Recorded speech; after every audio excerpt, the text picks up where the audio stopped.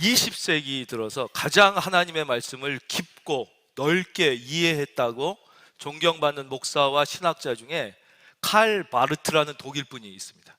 이분이 평생 하나님의 말씀을 연구하면서 평생의 역작을 내놓았는데 그 책의 이름이 교회 교의학이라는 책입니다. 그 내용이 깊을 뿐 아니라 너무 방대해서 한 400페이지 되는 책으로 해도 20권이 넘을 정도의 엄청난 분량의 책을 그의 평생 연구에서 내놓게 됩니다. 그러니까 마지막 책이 나왔을 때 그것은 전 세계적으로 큰 화제가 됐고, 세계에서 수많은 기자들이 모여서 그 목사님께 이제 인터뷰를 진행했습니다. 그 중에 한 기자가 이렇게 질문했습니다. 목사님이 쓰신 이 교회 교의학이라는 책이 내용이 깊고 넓은 것을 우리가 익히 들어서 알고 있지만 너무 내용이 방대할 뿐만 아니라 어려워서 우리 같은 보통 사람은 읽기도 어렵고 읽어도 이해하기가 어려운데 좀 이 책을 쉽게 우리에게 설명해 주실 수는 없겠습니까? 이렇게 물었습니다. 그때 이 칼바르트가 아주 유명한 대답을 합니다.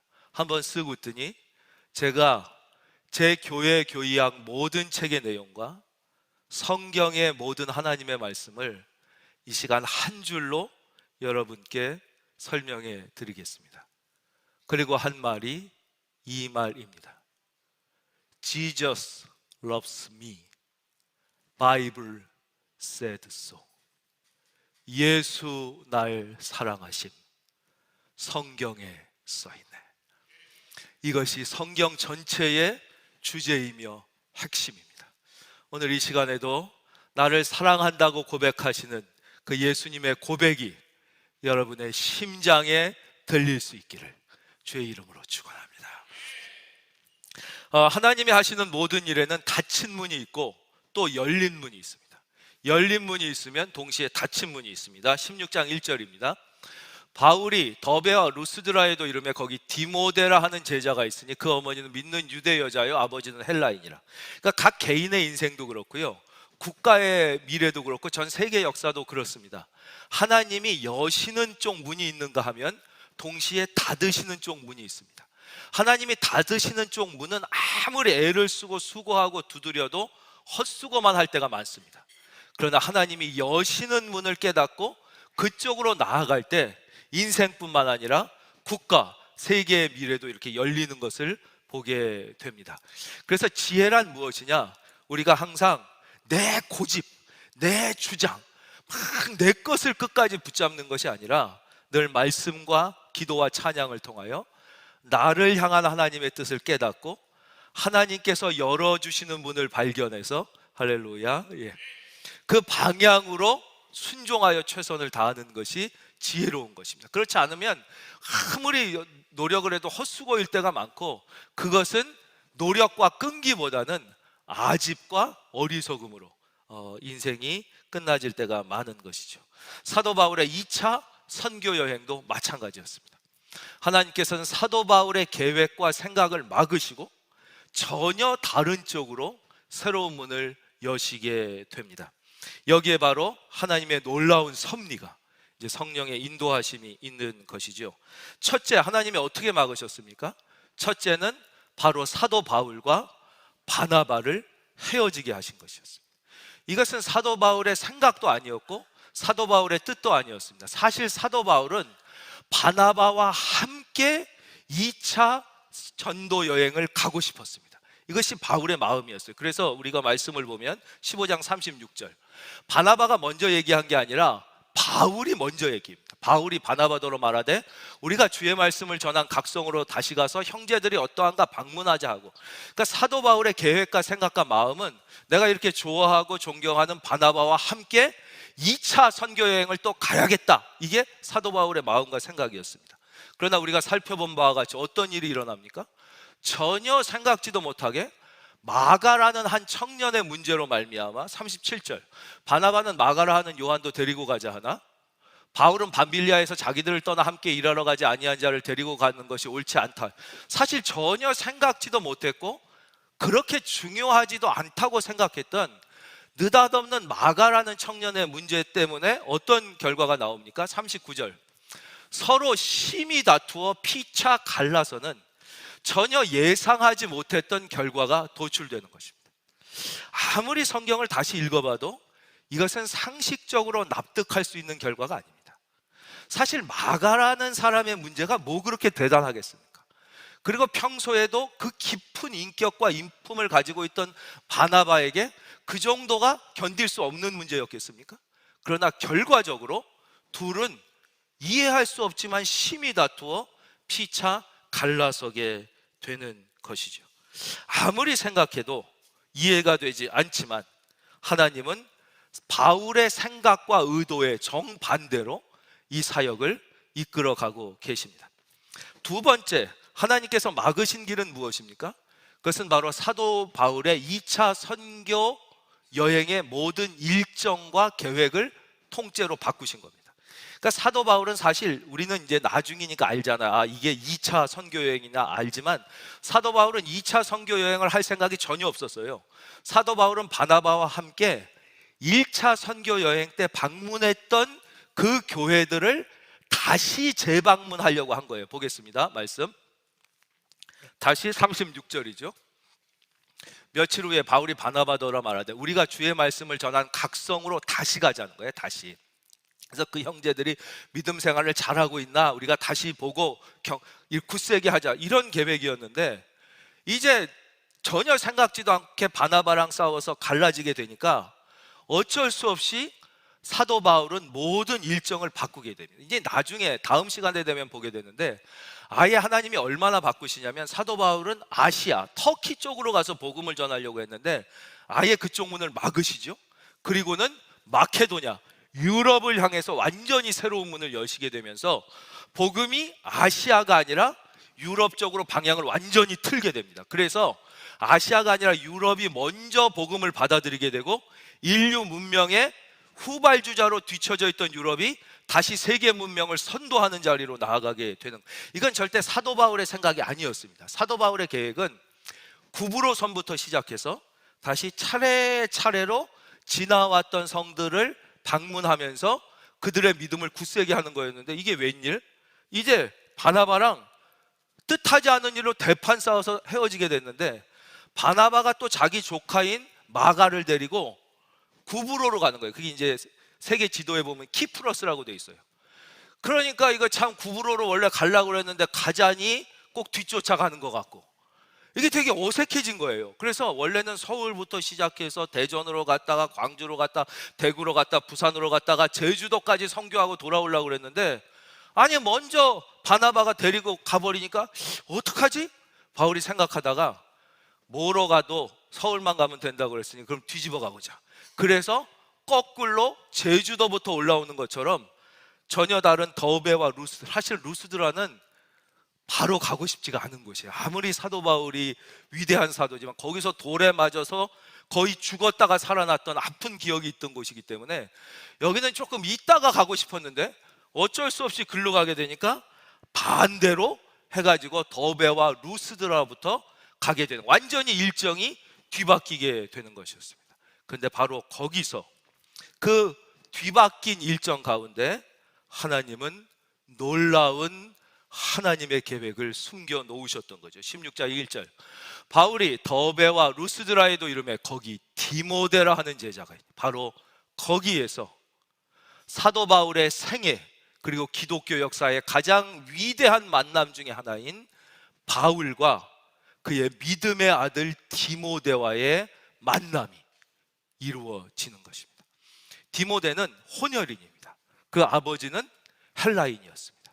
어머니는 유대인이었어요. 우리말로 하면 아버지는 백인 미국 사람이고 어머니는 한국인 한국 사람 사이에서 태어났습니다. 그런데 이 디모데가 어떻게 예수를 믿게 되냐면 사도 바울이 루스드라에서 복음을 전하다가 돌에 맞아 죽게 되는 그 순간 그 자리에 디모데가 있었던 것이죠. 그래서 어느 학자는 이렇게 얘기합니다. 스데반이 예루살렘에서 돌에 맞아 죽는 그 순간 그 자리에 청년 사울이 있었다. 이 사람이 후에 바로 우리가 아는 사도 바울이 되는 거예요. 사도 바울이 루스드라에서 돌에 맞아 죽는 그 순간, 물론 죽진 않고 나중에 깨어났지만 그 자리에 청년 디모데가 있었다. 그 죽음의 자리에서 생명이 피어나는 거예요. 죽음의 자리에서. 이 디모데가 거기서 엄청난 충격을 받고 은혜를 받은 것이에요. 그리고 이제 예수님을 인격적으로 만나게 된 것이죠. 이 디모데를 만나게 됩니다. 이 사도 바울과 디모데의 관계가 얼마나 특별하냐면, 이제 하나님이 사도 바울을 통하여 신약 성경을 여러 권 우리에게 기록해서 주시는데, 그 많은 고린도서, 데살로니가서, 빌립보 수많은 곳에서 사도 바울이 모든 인사를 자기와 디모데를 같이 합니다. 나와 형제 디모데는 너희에게 문안하노라. 나와 형제 디모데는. 그러면서 아예 성경 중에 디모데 전서 후서라는 성경이 있어요. 그리고 거기서 사도 바울은 이렇게 얘기합니다. 나의 아들 디모데. 그러니까 그가 영혼으로 낳은 믿음의 아들이에요. 믿음의 아들. 그가 디모데가 된 것이죠. 바로 이 디모데는 사도 바울의 평생에 그와 함께 있고, 그가 감옥에 있고 그가 죽는 순간에도 늘 사도 바울과 함께 위대한 하나님의 역사를 함께 써갔던 하나님의 사람이 되는 거예요. 바로 이 디모데를 어떻게 만나게 되냐, 전혀 생각과 계획이 달라진, 자기 뜻대로 전혀 안 된, 어쩌면 실패했다고 생각해. 시작부터 이건 틀렸다. 시작부터 싸우고, 시작부터 헤어지고, 시작부터 거꾸로 가게 됐으니까 다 틀렸다고 생각한 바로 그때, 여러분 지금 인생이 여러분의 뜻대로 안 됩니까? 여러분 좌절하고 계십니까? 그곳에 하나님의 축복의 계획이 숨겨져 있음을 믿을 수 있기를 바랍니다. 그게 하나님의 방법이라는 거예요. 그러니까 우리는 이제 인류 역사에서 그런 경우를 많이 보게 되는데요, 이게 좀 다른 얘기지만 노자라는 분이 있죠. 노자라는 분의 원래 이름은 이입니다. 이씨인데 그분이 이제 노자가 됐어요. 이분이 원래 직업은 뭐냐면 주나라라고, 그 당시에 중국에서 제일 강성한 나라예요. 그러니까 천자가 있고 다른 데는 제후들이 있던, 천자가 있던 주나라에 지금으로 치면 국립대 총장 정도 하는 분이었습니다. 그래서 이분이 이제 막 엄청난 뛰어난 지식인이고 학자라서 열심히 연구를 해가지고 그 연구한 대로 천자에게 막 얘기하고 그래가지고 이렇게 나라를 막 부강하게 하고 막 하려고 그랬는데 웬걸 다 실패하게 됩니다. 자기가 그렇게 열심히 노력하고 연구해서 이게 답이라고 내놓고 막 한 거를 막 이렇게 해가지고 막 적용했는데 다 실패해요. 그래가지고 결국 이 주나라라는 나라가 거의 망하기 직전까지 가게 되는 거예요. 국력이 약해져가지고. 그러니까 얼마나 허무하겠어요. 자기가 평생 연구하고 이게 정답이라고 생각해서 막 얘기하고 그렇게 했더니 나라는 다 망하고. 그래서 이분이 낙심해가지고 국립대 총장직을 자의반 타의반으로, 이제 나라가 망하게 되고 그러니까 본인도 할 힘도 없고 또 주변에서도 그래갖고 이제 그만두게 되는 거예요. 그리고는 실패한 마음을, 그 마음이 얼마나 복잡하겠어요. 그리고 낙향해가지고 이제 가는 거예요. 가다가 이제 한참 갈 거 아니에요. 얘는 교통편이 없으니까. 그 수도가 낙양이었어요. 낙양에서 가다가 어느 변방의 한 성에 이제 들러서 자게 된 거예요. 근데 마침 그 성에 있던 한 군인이 이 노자를 알아보게 됩니다. 아니 선생님, 저 세계에서 제일 문명이 발달한 저 주나라의 국립대 총장이셨던 노자라는 분 아닙니까? 이런 분을 여기서 만나게 되다니 너무 이런 기회가 또 없는데 제발 저희들에게 좀 알아들을 수 있도록 그 고매한 지식을 좀 알려주십시오, 이런 거예요. 그러니까 노자가 아닙니다. 난 다 실패했습니다. 내가 평생 정답이라고 생각하고 했는데 다 주나라는 망하게 되고 실패해서 할 얘기가 없습니다. 그래요. 그랬더니 이분이 막 그래도 평생 이렇게 훌륭한 학자신데 저희에게 전해주실 말이 없겠습니까? 좀 말씀해 주십시오. 그래서 그 부탁을 받고 노자라는 사람이 그 자리에서 2권의 책을 보통 사람도 이해할 수 있는 쉬운 언어로 쓰게 돼요. 그 중에 하나가 뭐냐, 진리란 무엇인가에 대해서 쓴 책이 있어요. 그게 도가 한자로 진리잖아요. 길도. 그게 도경이란 책을 하나 쓰고, 또 하나는 사랑이란 무엇인가, 그걸 동양에선 덕이라고 그래요. 덕에 대한 책을 하나 써요. 그래서 도경과 덕경이라는 책을 써요. 근데 후세 사람들이 이게 책이 2권이라 갖고 다니기가 힘드니까 하나로 붙여서 노자의 도덕경이라는 책이 나온 거예요. 그게 도덕 시간에 공부하는 책이 아니라, 도는 진리, 덕은 사랑. 그래서 그 내용을 보면 뭐예요? 다 실패했다는 얘기를 하는 거예요. 내가 이렇게 열심히 연구했는데 실패했다. 인생을 살아보니까 이렇게 사는 게 답이 아니라 물 흐르는 대로 사는 게 답이더라. 그래서 거기 이 도경은 이 노자책은 너무 어려서 읽으면 공부를 안 하잖아요. 거기도 보면 이렇게 돼요. 자식을 잘 키워보려고 아무리 애썼는데 다 실패했다. 생긴 대로 살게 놔두는 게 답이더라. 그러니까 노자는 다 그거예요. 그렇죠? 예, 다 그냥 자연에 순응해서 생긴 대로 흘러가듯이 살지, 내가 뭐 해보려고 온갖 애를 다 썼는데 다 실패했다. 그게 이제 도덕경의 내용이에요. 그래서 이제 도덕경은 주로 이제 50이 넘어서 읽으면 감탄을 합니다. 아, 정말 인생이 그렇지. 근데 너무 일찍 읽으면 뭐 공부해도 소용없다는데 뭐 열심히 노력해봤자 인생은 허무하다는데 뭐 이렇게. 여기 성경에 보면 잠언 전도서와 가장 이제 유사한 책이 도덕경이라고 할 수 있어요. 그러니까 그는 자기가 인생이 실패했다고 생각했지만 모든 것이 실패했다고 생각되는 그때 자기는 자기의 이 지식을 천자에게 가리켜서 세상을 바꿔보려고 했지만 결국 정말 아무것도 아닌 변방에 한 이름 없는 장수에게 해줬던 얘기가 오히려 인류 역사에 남아서 인류 역사의 지혜서가 된 것이지요. 여러분, 그것이 인생입니다. 그렇기 때문에 여러분, 우리는 특별히 예수 믿는 사람은 어떠한 상황이 와도 좌절하거나 낙심하지 말고, 그러니까 하나님이 제일 슬퍼하시는 게 뭐라고 그랬어요? 자포자기라고 말씀했어요. 우리 하나님은요, 어떤 환경 속에서도 자기의 자녀를 지킬 수 있는 능력이 있는 분이시라는 거예요. 어떠한 환경 속에서도 역전할 수 있는 힘을 가지고 계신 분이 하나님이에요. 그러니까 사도 바울의 2차 여행은 이렇게 시작됩니다. 이 말씀을 통해서 우리가 발견하게 되는 두 번째는 뭐냐? 하나님은 하나님의 일을 하실 때마다 하나님의 사람을 통하여 일하신다는 것입니다.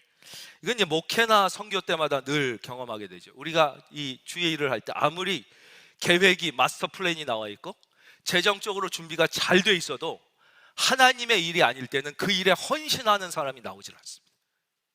그러니까 하나님의 일은 사람이 있어야 하는 것이지 계획이 좋고 무슨 돈이 있다고 하나님의 일이 되는 게 아니에요. 영혼의 것.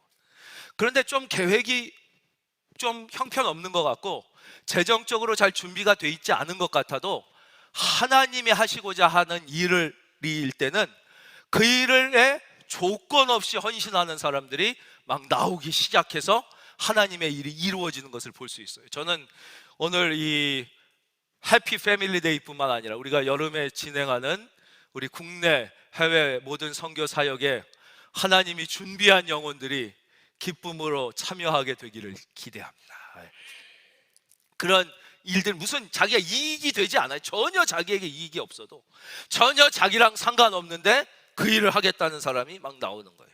근데 그렇지 않으면 그게 하나님의 일이 아닌 것이죠. 그래서 우리는 여기서 사도 바울의 사역에 하나님이 디모데를 붙여서 하나님의 일을 진행해 나가시는 걸 볼 수 있습니다. 또 우리가 깨닫게 되는 진리는 뭐냐면 사도 바울 같이 위대한 사람, 이렇게 위대한 사람조차도 하나님의 일은 혼자서는 해나갈 수 없었다는 것이죠. 혼자서는 결코 할 수 없는 일이 두 개가 있습니다. 바로 교회와 가정입니다. 이건 뭐 너무 들어서 이제 지겹다 그러시지만 그만큼 중요한 거예요. 교회와 가정만이 가장 독특하고 특별한 하나님이 창조하신 공동체인데요, 제가 가정이 확대되면 그러면 여러분은 큰 소리로 교회 이렇게 대답하시는 거예요. 이거 뭐 다 외우시겠지만 제가 입을 얼마나 크게 벌리시는지 마스크 쓰고 계셔도 그 속을 내가 보겠습니다. 제가 이제 가정이 확대되면 교회 이렇게 해주시는 거예요. 가정이 확대되면, 그렇죠, 가정이 확대되는 곳이 교회예요. 그래서 교회는 아무리 위대해도 혼자 하는 교회가 되지 않아요. 그 수도원은 될 수 있어요. 하나님의 일은 안 돼요. 두 번째, 교회가 축소되면 그것이 가정이에요. 한번 따라하겠습니다. 교회가 작아지면, 가정이에요. 제가 잘 못해드렸죠? 한 번 더요. 교회가 작아지면 가정 하시는 거예요. 교회가 작아지면, 그래서 가정은 아무리 훌륭해도 혼자 있으면 가정이 아니에요. 같이 있어야 가정이 되는 거죠. 남자 혼자 무슨 가정이 돼요? 여자 혼자 무슨 가정이 돼요? 둘이 만나야지 가정이 돼요. 그리고 아무리 남편 혼자 잘해보려고 해도 아내가 안 해주면 이 가정이 좋은 가정이 안 돼요. 아무리 아내가 잘해보려고 그래도 남편이 안 해주면 좋은 가정은 안 돼요. 가정은 아무리 위대하고 능력 있어도 혼자가, 서로가 이렇게 서로를 도와줘야만 되게 돼 있어요. 교회도 마찬가지죠. 그러니까 우리는 이렇게 위대한 사도였던 바울조차도 혼자서는 하나님의 교회를 세워나갈 수 없었다는 거죠. 그래서 가정과 교회에는 무엇이 없어야 되느냐? 조건이 없어야 돼요. 이게 좀 이해가 되지 않더라도 우리 한번 같이 하겠습니다. 조건이 없어야 한다. 예. 그러니까 가정에서 조건을 따진다. 이미 가정이 무너지기 시작한 것이죠. 회사는 조건을 따져요. 컨디션에 따라서 연봉의 조건이 있고 근무의 조건이 있고 조건이 있어요. 그러나 가정은 조건을 따지면은 이미 가정이 아닌 거예요. 국가 공무원도 조건이 있고 국가끼리 계약을 할 때도 조건이 있어요. 그러나 교회는 조건 없이 와서 그냥 하나님의 나라를 위하여 충성하는 사람들이 모이는 거예요. 여기 온다고 뭐 학위를 주는 것도 아니고 오래 다닌다고 훈장을 주는 것도 아니에요. 그냥 그 사랑의 감동. 그래서 보통 그러잖아요. 이 남자가 뭐가 좋아서 이렇게 결혼했어요? 야, 이 사람이 연봉이 이렇고 키가 이렇고. 이건 아주 위험한 거예요, 여러분. 왜냐? 그 조건이 사라지면 가정도 무너지게 된다는 거예요. 그래서 가정은 너 이 남자가 뭐가 좋았냐? 그럼 정답이 뭐예요? 그냥 좋았어요. 그냥 좋은 거예요. 그냥 좋은 거예요. 우리 교회가 여러분에게 그냥 좋기를 바랍니다. 그냥 하나님이 여러분에게 그냥 좋기를 바랍니다. 가정은 그러는 거예요. 엄마가 왜 좋아요? 그냥 좋아. 그게 답이에요. 그렇죠? 엄마가 밥을 해주고 엄마가 빨래를 해주고 엄마가 요리를 해줘서 좋은 게 아니에요. 그냥 좋은 거예요. 그래서 하나님의 나라가 확장될 때는 바로 이렇게 그냥 조건 없이 헌신하는 사람들이 나오는 것이죠. 그래서 여러분, 사람을 만날 때 조건을 다는 사람을 조심하십시오. 특별히 인간관계의 만남, 가정을 이룰 때 조건을 다는 사람은 그것은 진정한 가정을 이룰 수 없기 때문입니다. 그래서 디모데가 조건 없이 이렇게 헌신해서 함께 사역하게 되는 것입니다. 그런데 여기에서 또 사도 바울은 전혀 뜻하지 못했던 문제를 하나 만나게 됩니다. 3절 제가 읽어드리겠습니다. 바울이 그를 데리고 떠나고자 할새 그 지역에 있는 유대인으로 말미암아 그를 데려다가 할례를 행하니 이는 그 사람들이 그의 아버지는 헬라인인 줄 다 알미러라. 우리는 여기서 도저히 이해할 수 없는 사도 바울의 이중적 행태를 보게 됩니다. 사도 바울이 지금까지 14장 15절에서 무엇 때문에 그렇게 분투했습니까? 무엇 때문에 그렇게 설교하고 하나님의 은혜를 강조하고 예루살렘까지 가서 토론하고 적극적으로 얘기했습니까? 할례를 행할 필요가 없다는 것 때문 아니었습니까? 할례나 무할례는 중요하지 않다. 하나님은 우리의 마음을 아신다. 우리의 마음으로 예수 그리스도를 믿는 믿음으로 하나님의 자녀가 되고 구원을 받는 거지, 왜 이제 새로 예수 믿는 그 이방인들한테 할례를 강요해서 너희도 못 지고 너희 부모도 감당 못하는 무거운 짐을 강요하려고 하냐? 오직 예수님만 믿는 그 사랑과 믿음으로 구원. 이것 때문에 그렇게 막 예루살렘에 가고 공격받고, 베드로가 거기 갈라디아서 2장에서 그 할례 안 받은 사람이랑 밥 먹다가 야고보 의장이 보낸 사람이 오니까 혹시라도 욕 먹을까봐, 비판받을까봐 피하니까 그걸 대면해서 사람들 많은 데서 대놓고 막 격정적으로 화를 냈던 사람이 이제 와서 난데없이 디모데를 할례를 시키는 장면을 보게 되는 것이죠. 왜 그랬을까요? 그 비밀은 바로 이 말씀 속에 남아 있습니다. 왜냐하면 이 디모데는 혼혈이었습니다. 아버지는 헬라인이고 16장 1절 그 어머니는 믿는 유대인인데 아버지는 헬라인이에요. 이런 두 문화권 속에서 자란 혼혈이는 아주 좋은 장점이 있습니다. 첫째, 두 가지 언어를 능숙하게 구사하고 두 가지 문화에 다 친근합니다. 아버지는 미국 사람이고 어머니는 한국 사람이면 영어와 한국어를 다 잘하고 미국 문화와 한국 문화에 다 친해질 수 있는 장점이 있습니다. 동시에 그것이 약점이 됩니다. 왜냐하면 한국인들도 보면 한국인이에요. 근데 미국 문화를 아주 잘 알고 있어. 그러면 한국 사람이 볼 때 얘가 생긴 것만 한국이지 얘가 무슨 한국인이야. 뭐 어른들 보고 손가락 가리켜 유 막 이러고 뭐 이런, 이게 속은 미국인이 이렇게 생각합니다. 또 미국에 가보면 이 사람은 분명히 난 미국에서 태어나고 미국 말을 하는데도 야, 얘가 한국하고 미국이 전쟁하면 한국 편들지 미국 편들겠냐? 그러면서 또 얘를 한국인이라고 할 수가 있는 것이죠.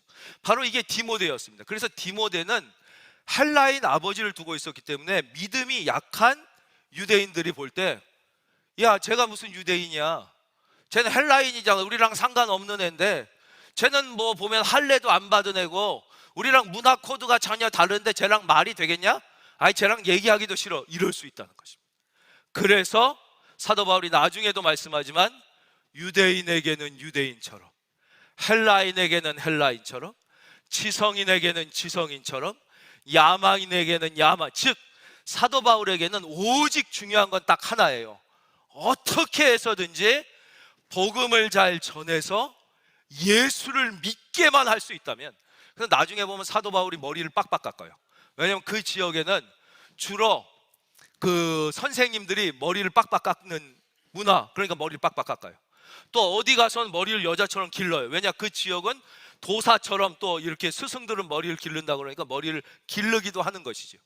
그래서 그는 디모데가 할례 받지 않은 것 때문에 유대인들이 거부할까봐 너 유대인들이 너보고 할례 받았냐고 물어보면 받았다고 해라. 그러나 헬라인에게는 할례 받으라는 말 할 필요 없다. 할례는 받아도 되고 안 받아도 상관없다. 중요한 것은 오직 예수를 믿는 게 중요하다. 그래서 사도 바울은 뭐라 그래요? 먹든지 마시든지 무엇을 하든. 고린도전서 10장 31절 우리 한번 다 이것을 같은 마음으로 읽어보겠습니다. 시작.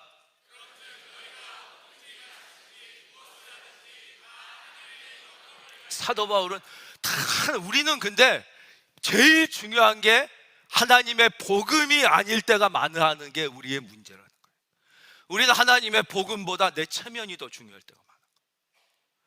하나님의 복음, 예수님보다 내 문화가 더 중요할 때가 많은 거예요. 큰 사람이 더 예수 믿고 구원받는 것보다 내 편안함이 더 중요할 때가 많은 것이 우리의 문제라는 것이에요. 그래서 사도 바울은 또 우리가 잘 아는 말씀 로마서 14장 7절 제가 읽겠습니다.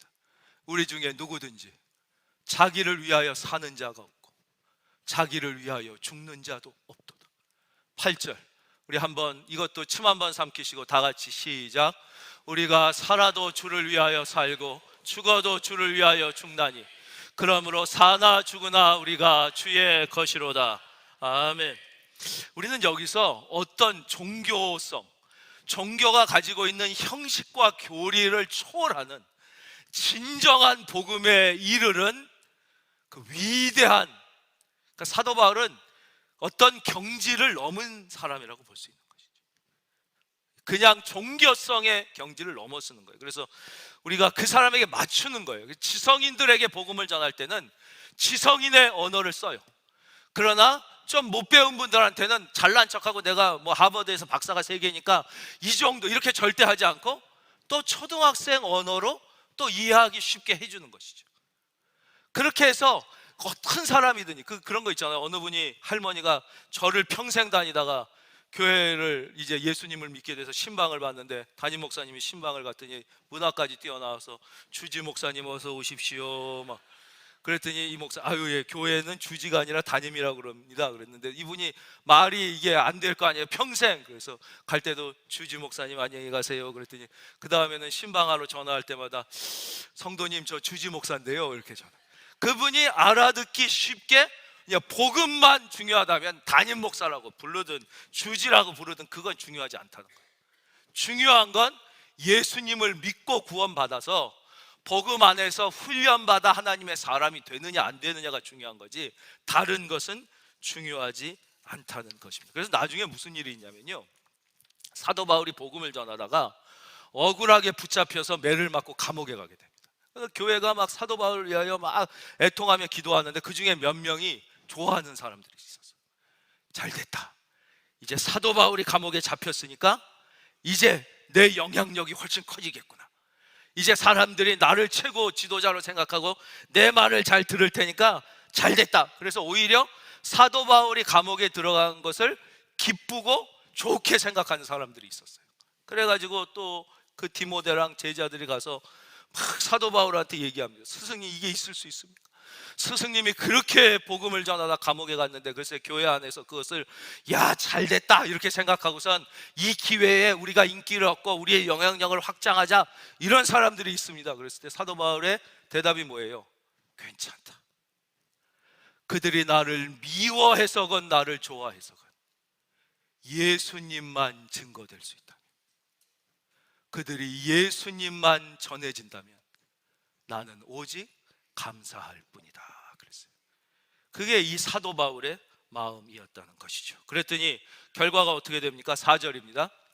하나님께서 새로운 길을 열으셨고 새로운 만남을 허락하셨고 여러 성으로 다녀갈 때 예루살렘에 있는 사도와 장로들이 작정한 규례를 그들에게 주어 지키게 하니 결과는 5절입니다.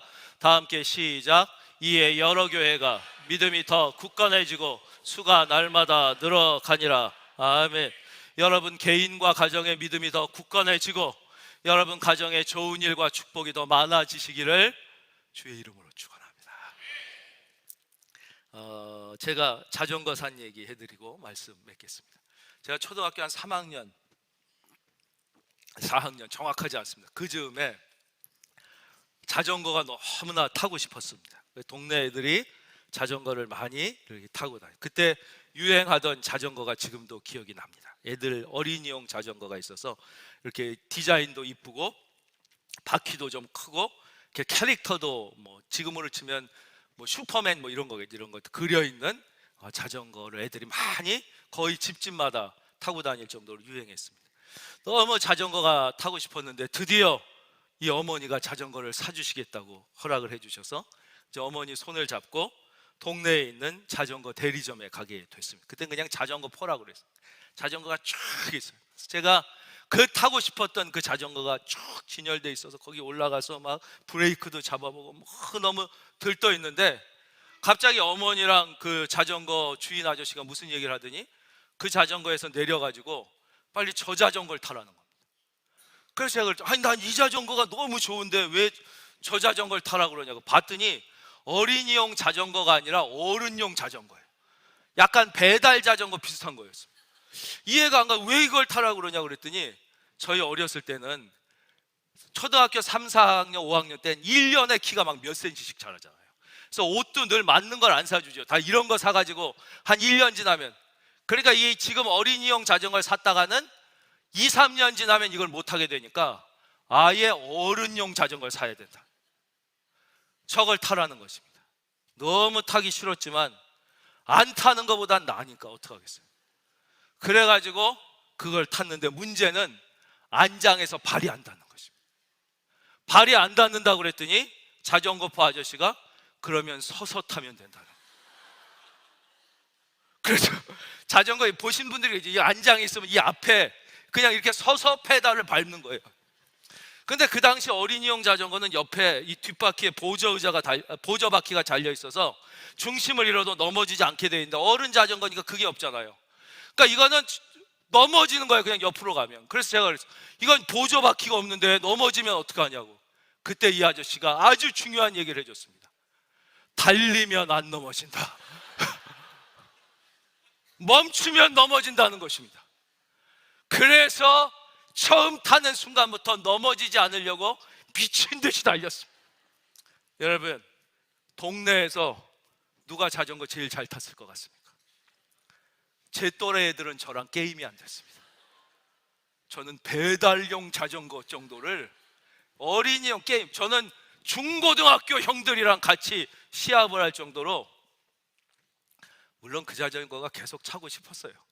하지만 훨씬 더 제가 원래 몸은 약해도 잘하는 게 이제 달리기를 잘했는데 하여튼 그 자전거를 그래가지고 그게 제가 평생 가졌던 처음이자 마지막 자전거입니다. 오늘 성경은 우리에게 이렇게 말씀하십니다. 여러 교회가 믿음이 더 굳건해지고 수가 날마다 더 늘어가니라. 여러분, 신앙은 멈추면 안 되는 것입니다. 이 정도면 됐다고 생각할 때 넘어지는 것입니다. 신앙은 하나님 앞에 서는 그 순간까지 여러분의 신앙이 전진하는 신앙이 되시기를 바랍니다. 가정도 그렇고 하나님의 교회도 그렇습니다. 이에 여러 교회가 믿음이 더 굳건해지고 우리 교회가 더 믿음이 굳건해지도록 여러분의 기도를 요청합니다. 여러분 기도해 주시기를 바랍니다. 날마다 수가 늘어가니라.